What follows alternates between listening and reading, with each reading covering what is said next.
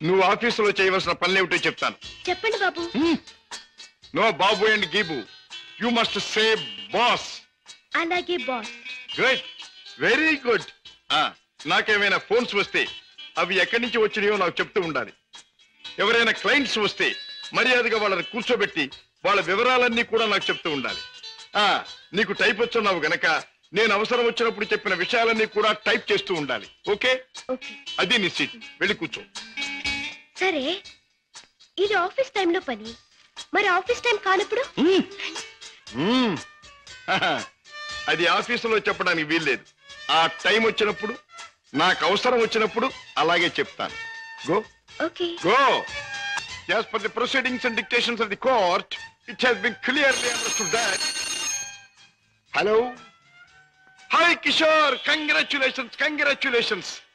నాకు మేనల్లుడు పుట్టాడు. ఇప్పుడే వచ్చేస్తున్నాను. Okay okay. ఒరే అల్లుడు, మేనల్లుడు, నా ముద్దుల మేనల్లుడు, ఇదిగోరా నువ్వు ఆడుకోవడానికి బొమ్మ తెచ్చాను, పోనీ టైల్. ఇదిగో రైలు ఎక్కి ఎక్కడికైనా వెళ్ళిపోవచ్చు. చూసావా పద్మ, అల్లుడికి ఆడుకునే వయసు రాకుండానే ఎన్ని బొమ్మలు తీసుకొచ్చాడు మీ అన్నయ్య. అన్నయ్య, ఏమిటమ్మా నువ్వు అసలు వాడికి ఇవ్వాల్సింది ఇవి కావు. మరి ఇచ్చేది ఏమిటో చెప్పమ్మా, ఎంత కష్టపడైనా సరే తీసుకొస్తాను. ఒక బుల్లి పెళ్ళాన్ని. పెళ్ళాన్నా? అన్నయ్య, ఏమిటమ్మా? డాడీ ఊళ్ళో లేరా? ఆయన సంగతి నీకు తెలుసు కదమ్మా, ఏదో లాంగ్ టూర్ కానీ స్టేట్స్ కు వెళ్ళారు. తాతగారు అయ్యారని నేనే టెలిఫోన్ లో చెప్పాను. ఓకే అమ్మ, టైం అయింది, వస్తాను. కిషోర్, నా చెల్లెలి కాపురాన్ని చూస్తుంటే నాకెంతో ఆనందంగా ఉంది. ప్రేమించే భర్త, ముద్దొచ్చే బిడ్డ, చక్కని ఇల్లు, ఇంతకంటే ఏం కావాలి? నువ్వు పువ్వుల్లో పెట్టి చూసుకుంటున్నావని కూడా తెలిసింది. I'm really very very happy. బావా, పద్మం చేసుకున్నాక నా జీవితంలో పెద్ద మార్పు వచ్చింది. ఆస్తి, అంతస్తు అన్నీ పెరిగాయి. గుడ్ కిషోర్, పుట్టిన బిడ్డ వల్ల కూడా నీకు మరింత అదృష్టం కలిసి రావాలి.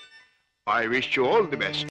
సీత, పుట్టిన నా మేనల్లుడికి పెళ్ళాన్నిచ్చే బాధ్యత నా చెల్లెలు నా మీద పెట్టింది. అందుకని ఇవాళ నుంచి పట్టుదలగా, శ్రద్ధగా, సీరియస్ గా నువ్వు అదే ఇవాళ నుంచి ప్రేమించడం మొదలు పెట్టావనుకో. ప్రేమించటమా? మన కోసం కాదు, ఆ పసివాడి కోసం. ఇలాగే సీరియస్ గా 2-3 సంవత్సరాలు ప్రేమించుకున్నామనుకో, అప్పుడు పెళ్లి చేసుకోవాలని బుద్ధి పుట్టింది. మన కోసం కాదు, ఆ పసివాడి కోసం. హలో అల్లుడు, ఏమిట్రా ఇలా వచ్చావు? మామయ్య మీద మనసైందా? మరేమో మా అమ్మ నా పెళ్ళాన్ని నీ దగ్గరుంది తెచ్చుకోమని చెప్పింది. ఓహో, నీ పెళ్ళామా? నా పెళ్ళాన్ని నాకు మావయ్య, నేను ఆడుకోవాలి. ఒరేయ్ ఒరేయ్, ఆ టైప్ కుడుతుంది అమ్మాయి, బాగుందా? అదే నా పెళ్ళం, అంత పెద్ద పెళ్ళం వద్దుకో. ఏరా, ఇంత పెద్ద మామయ్యకి ఎసరు పెట్టేటట్టున్నావు. ఆ అమ్మాయి నీ పెళ్ళాం కాదురా, ఆ అమ్మాయిని అడిగితే నీకు పెళ్ళాన్ని ఇస్తుంది. చలో చలో.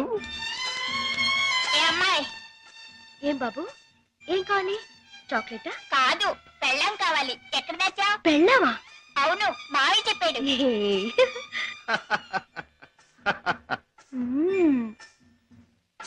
అమ్మా అమ్మమ్మమ్మమ్మమ్మా, అబ్బా అయ్యో. ఏం బే బాబాయ్ కుంటున్నావు? బాబు ఏం చెప్పను, సంకెళ్ళి మూతికి తగిలి మూతెళ్ళి మోకాలు కొట్టుకుంటే మోకాలు ఆకాశాన్ని కొట్టుకోపోయింది. నోర్మైండి బాబాయ్ గారు, మీరు పాత అలవాటు ప్రకారం ఎవడి జేబులోనో చెయ్యి పెట్టబోయి ఉంటారు, వాడు వాయించుంటాడు. నేనే తప్పు చేయలేదు బాబు. సెలవు కదా అని చేపలు కొనుక్కు తిందామని బెస్తపేట వెళ్ళాను. అక్కడ ఒక పెద్ద చేపను డబ్బులు ఇచ్చి కొనబోతే ఈ చేప నాది అని ఒక రౌడీ వచ్చాడు కూర్చున్నాడు బాబు. అయ్యయ్యో, నీదేంటి నాది అని ఇంకా నేను అనలేదు బాబు. వాయించేశాడు బాబు నన్ను.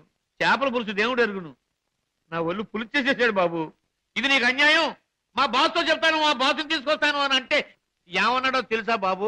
ఏమన్నాడు? ఏయ్ చెప్పుకోబే, దమ్ముంటే మీ బాస్ని తీసుకురా, ఇద్దరిని కలిపి కోసి పులుసు పెట్టుకుంటాను అన్నాడు బాబు. అంత మాట అన్నాడు? డామిట్. సీత, నువ్వు బాబుని తీసుకొని ఇంట్లో దిప్పి. బాబాయ్ పద.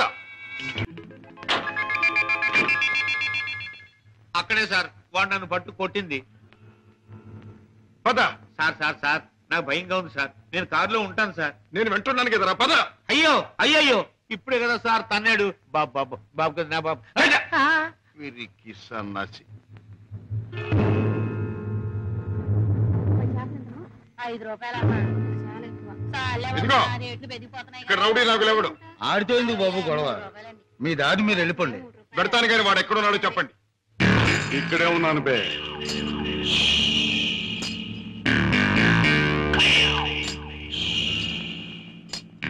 నువ్వేనా నాగులు? అనే అనుకుంటున్నాను బే. బే ఇది నీకు అలవాటా బే? ఆ? అన్యాయంగా మనుషుల్ని కొట్టడం నేరమని నీకు తెలుసా? పేద రీతులు నాతో చెప్పక. నేను చేసిన పని నాకు న్యాయమే అనిపిస్తుంది. న్యాయం అని నీ ఇష్టం వచ్చినట్లు ప్రవర్తిస్తే చట్టం శిక్షిస్తుంది. చట్టం, శిక్ష, నేరం ఇవన్నీ మనకు అనవసరం. సముద్రం లాంటి ఈ పేటలో మనం తిమింగలం. దమ్ముంటే తెలుసుకున్నారా? లేకపోతే నోరు మూసు తలంచూపో. అంతేగాని ఈ నాగులు గారి దగ్గరకు వచ్చి రూల్స్ గిల్స్ అంటే తల మీద బొమ్మిడలు ఏం చేయగలరు. మన గురించి కావాలంటే ఈ పేటలో అయ్యే సన్నాసినే అడుగు. అవునులే, పేటలో పెద్దగా మురిగే ప్రతి కుక్క గురించి ప్రతి సన్నాసికి తెలిసే ఉంటుంది. మాటలతో నన్ను రెచ్చగొట్టకు. బొస్సు కొట్టేయగలను. కొట్టక కూరలు పీకేయగలను. అంత మునగడివా?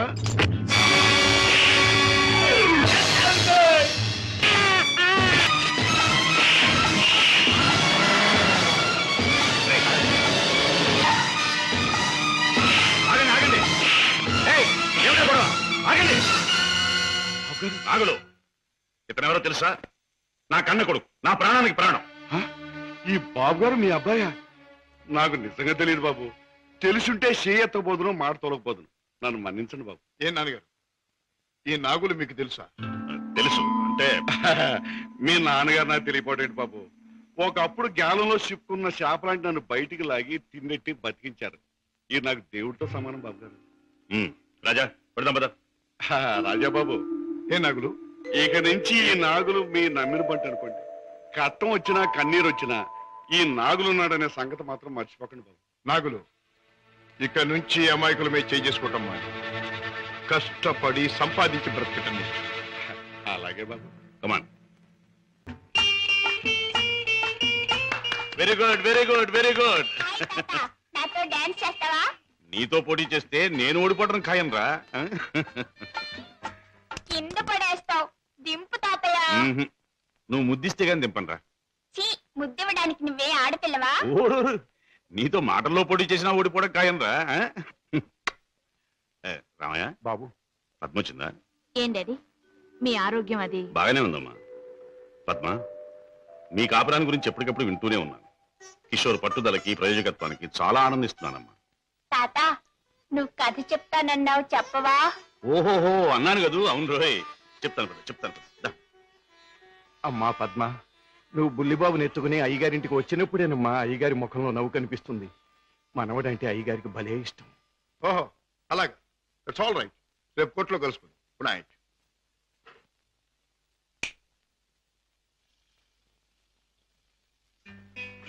డాడీ, ఇలా వచ్చారేమిటి? అయిపోతున్న వయస్సు, అలసిపోయిన మనస్సు మనిషికి గమ్యం దగ్గర పడుతుందని తెలియజేస్తాయి కదా. అలాంటప్పుడు మిగిలిపోయిన కోరికలన్నీ త్వరగా తీర్చుకోవాలని ఆశపడతాడు మనిషి. It's natural. అవునా? మీ మనసులో ఉన్న కోరిక ఏమిటి? రాజా, చీకట్లో ఒక చిన్న దీపం ఎంత వెలుగునిస్తుందో, ముసలితనంలో ఒక పసివాడు తాత అని పిలిస్తే అంత ఆనందం కలుగుతుంది. కళ్ళకు వాడంత వెలుగవుతాడు అని రామయ్య తరచూ చెబుతుంటాడు. అప్పుడు మీరేమనేవారు? నేనా? నిజమేనని ఒప్పుకునేవాడిని. రాజా, అనుక్షణం బిజినెస్ వ్యవహారాల్లో పడి కన్నబిడ్డలకు జరపవలసిన ముద్దు ముచ్చట్లు మర్చిపోతున్నానేమో అనిపిస్తుంది. అందుకే పద్మ తన పెళ్లి తాను చేసుకుంది. ఆ పెళ్లి కళ్ళారా చూసి అదృష్టం పోగొట్టుకున్నాను. కానీ రాజా, నీ విషయంలో మాత్రం అలా జరగదు. నీ మనసులో ఎవరైనా ఉంటే చెప్పు, నేను అభ్యంతర పెట్టను. మనస్ఫూర్తిగా ఒప్పుకుని దీవిస్తాను. Thank you daddy, thank you. Good night.